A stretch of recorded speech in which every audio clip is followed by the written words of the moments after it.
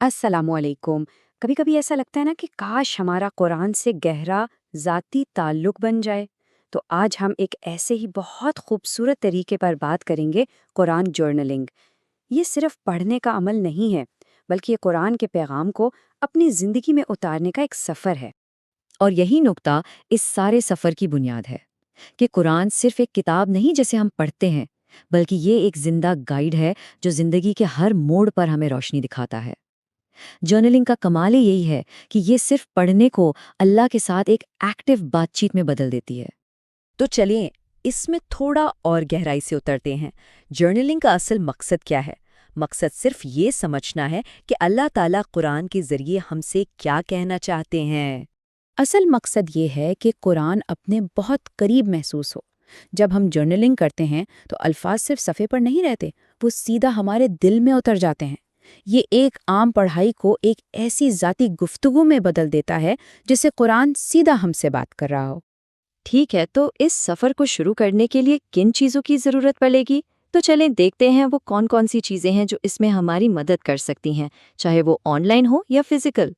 شروع کرنے کے لیے کچھ بہترین آن لائن وسائل موجود ہیں، جیسے پروجیکٹ زمزم۔ ان کی اینیمیٹڈ ویڈیوز سے تفسیر سمجھنا بہت ہی آسان ہو جاتا ہے۔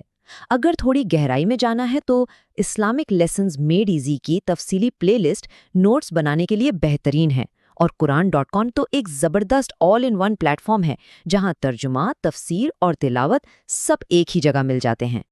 اچھا، اب اگر فزیکل چیزوں کی بات کریں تو تفسیر کی کتابیں ہوں تو بہت ہی اچھا ہے، لیکن اگر نہیں بھی ہیں تو کوئی پریشانی کی بات نہیں، آن لائن وسائل کافی ہیں۔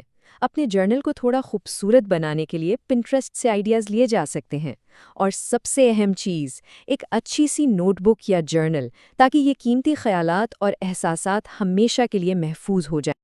تو اب جب ساری چیزیں ہمارے پاس ہیں، سوال یہ اٹھتا ہے کہ بھئی شروع کہاں سے کیا جائے؟ اور اس کے لیے بہترین جگہ ہے قرآن کا پہلا باب، سورۃ الفاتحہ۔ سورۃ الفاتحہ یعنی دی اوپننگ یا کھولنے والی سورت، اسے قرآن کے خزانوں کی چابی بھی کہا جاتا ہے۔ سوچیں، صرف 7 چھوٹی چھوٹی آیات اور ان میں پورے دین کا نچوڑ اور خلاصہ موجود ہے۔ تو اس سورت کا سفر شروع ہوتا ہے شکر کے احساس سے۔ الحمدللہ رب العالمین۔ یہ آیت ہمیں یاد دلاتی ہے کہ ہر نعمت، ہر سانس، ہر لمحہ، سب کچھ اللہ کی طرف سے ہے، اور دل خود بخود اس کی تعریف کرنے لگتا ہے۔ اور وہ اللہ کون ہے؟ الرحمن الرحیم، وہ جو بہت مہربان، نہایت رحم کرنے والا ہے، جس کی رحمت اس کے غصے پر حاوی ہے۔ یہ نام امید دلاتے ہیں، سکون دیتے ہیں، اور بتاتے ہیں کہ اس کا دروازہ ہر کسی کے لیے کھلا ہے۔ لیکن رحمت کے ساتھ ساتھ ایک ذمہ داری کا احساس بھی ہے۔ مالک یوم الدین یہ ہمیں یاد دلاتا ہے کہ ایک دن آئے گا جب ہمیں اپنے کاموں کا حساب دینا ہوگا، اور اس دن کا مالک صرف اور صرف وہی ہے۔ اور ان تمام احساسات کے بعد بندہ سیدھا اپنے رب سے بات کرتا ہے۔ ایاک نعبد و ایاک نستعین، ہم صرف تیری ہی عبادت کرتے ہیں اور صرف تجھ سے ہی مدد مانگتے ہیں۔ یہ توحید کا سب سے خالص اظہار ہے، اللہ اور بندے کے بیچ ایک ڈائریکٹ، سیدھا رابطہ۔ اور جب یہ تعلق قائم ہو جاتا ہے تو پھر انسان سب سے بڑی دعا مانگتا ہے، اہدنا الصراط المستقیم، اے اللہ ہمیں سیدھا راستہ دکھا، وہ راستہ جس پر تیرے انعام یافتہ لوگ چلے، نہ کہ ان کا جن پر غضب ہوا یا جو بھٹک گئے۔ آیات کو سمجھنے کے بعد اب سب سے اہم قدم آتا ہے، اور یہیں سے اصل کام شروع ہوتا ہے، ان تعلیمات پر غور کرنا اور انہیں اپنی زندگی سے جوڑنا۔ یہ وہ سوال ہے جو اکثر ذہن میں آتا ہے جب ترجمہ اور تفسیر پڑھ لی، تو اب اپنے جرنل میں آخر لکھیں کیا؟ یہی جرنلنگ کی اصل روح ہے۔ یہ وہ جگہ ہے جہاں ہم لکھتے ہیں کہ یہ آیتیں ہمارے دل کو کیسی لگیں، ہماری زندگی کے کن تجربات سے جڑتی ہیں، اور ان سے ہمیں اپنی ذات کے لیے کیا سبق ملا۔ یہی وہ عمل ہے جو قرآن کو صرف ایک کتاب نہیں رہنے دیتا، بلکہ ایک پرسنل گائیڈ بنا دیتا ہے۔ اور یہ عمل کتنا گہرا ہو سکتا ہے، اس کی ایک زبردست مثال ہے۔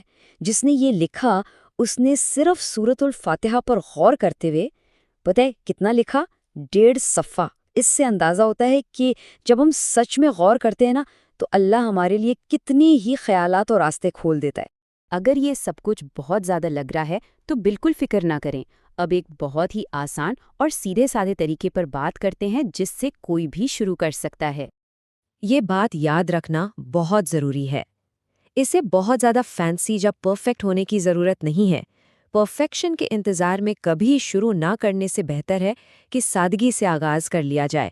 کسی خاص ہنر کی ضرورت نہیں، بس ایک سچے دل کی ضرورت ہے۔